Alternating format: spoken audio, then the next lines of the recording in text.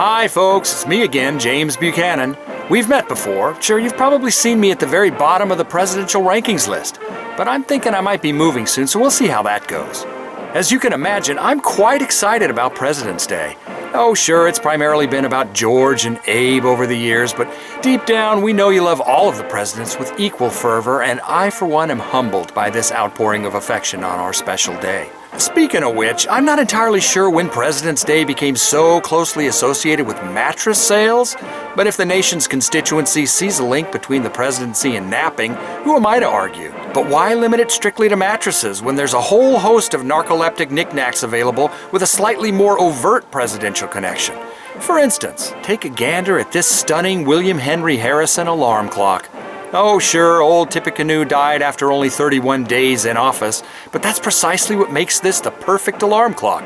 Nothing says time's up like the Harrison administration. Do you feel dried out and croaky in the morning? You can easily avoid that with this elegant Franklin Pierce humidifier. And in addition to pumping soothing moisture into the air, this humidifier fills the room with the musky pungency of Pierce's patented gout salve. And as you young lovers know, nothing kindles nighttime fondness like the bewitching scent of gout salve.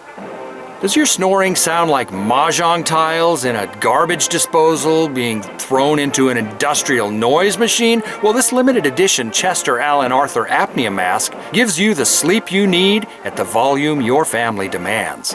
And if you've got another snorer in the house, consider this fashionable Martin Van Buren model.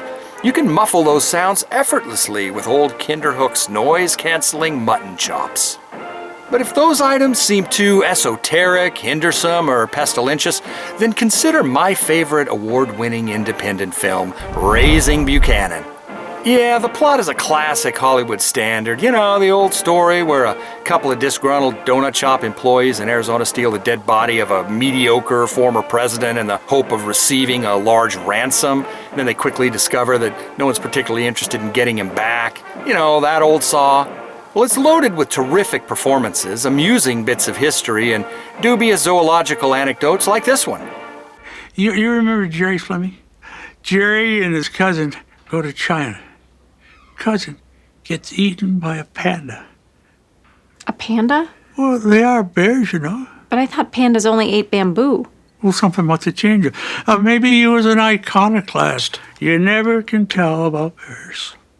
So what are you doing for the next hour and a half or so? You'd be wise to watch this congenial candle show on any of the fine streaming services that you know and love. And as a special President's Day gesture, for this weekend only, iTunes is offering the film to buy or rent at a remarkable sales price.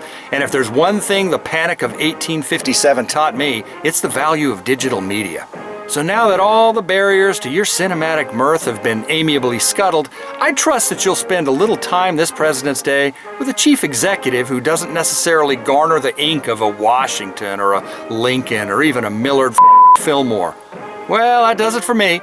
I hope you all have a wonderful President/Mattress Day, and I'm sure I'll be back to visit you all really soon, but in the meantime, I'm dead. Bye.